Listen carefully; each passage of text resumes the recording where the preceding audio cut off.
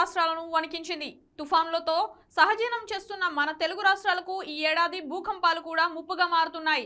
తాజా సమాచారం ప్రకారం మేడారం వద్ద భూకంప కేంద్రంగా గుర్తించగా రెక్టార్ స్కేల్ పై 5.0 తీవ్రతతో భూకంపం నమోదైంది. 1969లో భద్రాచలంలో ఇంతే తీవ్రతతో భూకంపం సంభవించగా ఇన్నాళ్ల తర్వాత మళ్లీ ఇలా జరగడం ఆందోళన కలిగిస్తోంది. తెలుగు రాష్ట్రాల్లో కొద్ది వారాల్లో మరోసారి భూకంపం వచ్చే అవకాశం ఉందని ఎన్జీఆర్ఐ శాస్త్రవేత్త డాక్టర్ శేఖర్ హెచ్చరించారు.